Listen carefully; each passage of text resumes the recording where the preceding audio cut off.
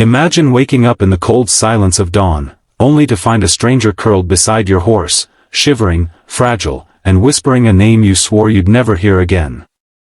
If this moment grips your heart even a little, make sure to like this video and subscribe, because stories like this deserve to be heard and remembered. He found her on a morning when grief sat heavily on his shoulders, as it often did. The sky over the Montana ranges was pale blue, barely waking. Elias Stone, a rancher known for his quiet strength and the shadows in his eyes, stepped out of the barn to check on his mare, Luna. But Luna wasn't alone. A young woman lay curled in the hay, her clothes torn from travel, her body trembling as if she'd been running for days. Her dark hair lay across Luna's flank, as though she'd collapsed mid-stroke while seeking warmth from the animal. Elias froze. In all his years on the ranch, nothing this strange had ever greeted him at sunrise. He crouched beside her, reaching out carefully. Before he could touch her shoulder, she breathed a name, soft, broken, intimate. Clara. Elias's heart slammed against his ribs. Clara. His late wife's name. The woman whose loss still cracked every corner of his life. The woman he had loved with the kind of devotion men were lucky to know once, and unlucky to lose. He stood there, paralyzed between the past and the impossible present, as the young widow slowly stirred. When her eyes opened, they weren't the eyes of someone who recognized him. Instead, they were the eyes of someone terrified, lost, and carrying a story too heavy for her fragile frame. I'm sorry, she whispered, scrambling up. I didn't mean, I just needed somewhere warm. Your horse, she didn't move away. She likes good souls, Elias replied, still trying to process everything. What's your name? Maeve, she said quietly. Maeve Turner. There was something gentle in her voice, but also something shattered. She tried to hide it, straightening her shawl and taking a step back as though she expected him to chase her off. He didn't. Instead, he asked, why did you say that name? Her breath hitched. Name? You whispered. Clara. She blinked, confused. Then horrified. I didn't mean to. I swear I didn't. She pressed a hand to her forehead.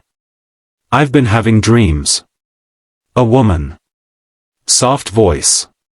Telling me to come this way. To find a horse named Luna. I don't know what's happening to me. Elias's blood ran cold. His wife had named Luna. His wife had spoken about dreams that guide people. His wife, whose last words to him were, "You'll know when it's time to open your heart again." But he wasn't ready for any of this. Still, he offered Maeve breakfast. Over warm biscuits and coffee in his quiet kitchen, he learned the truth. Maeve was a widow too. Her husband had drowned last winter saving a child. Since then, she had been drifting from town to town, unable to stay in one place, afraid of becoming a burden. The dreams had started 3 months ago, always of a woman standing beside a white horse, telling her to go where the pain feels gentle. The pain felt gentle here. But life doesn't offer peace without testing your strength first. Later that day, men rode onto Elias's land, rough men with the kind of eyes that spelled trouble. They claimed Maeve owed them money her late husband had borrowed. They said she ran. They said they wanted her back. Elias didn't believe a word. Maeve trembled behind him, clutching Luna's mane like it was the last safe thing in the world. You can search my land, Elias told them, a quiet threat hidden inside the calm. But you won't take anyone without proof. No proof came. Only anger. And promises to return. For the first time in years, Elias felt something fierce awaken inside him, purpose, protection, a sense of rightness he hadn't felt since Clara died. Over the next days, Maeve helped around the ranch. She was gentle with the horses, attentive to the small things, and carried sorrow the way some people carry lanterns, close to the chest but still giving light. Elias found himself watching her. Not with longing, but with the unmistakable recognition of someone who has suffered the same storm. One evening, as they repaired a broken fence, Maeve said softly, "I dreamed about her again." "Clara?" She nodded. "She was standing between us this time. Smiling.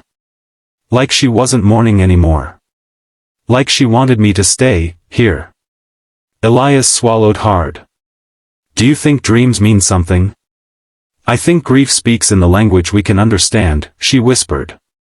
"And maybe, just maybe, so does love." The men did return. And they didn't come to talk. Elias stood his ground. Luna reared with a cry that echoed off the ridge. Maeve, instead of hiding, ran straight into danger when one of the men tried to strike Elias.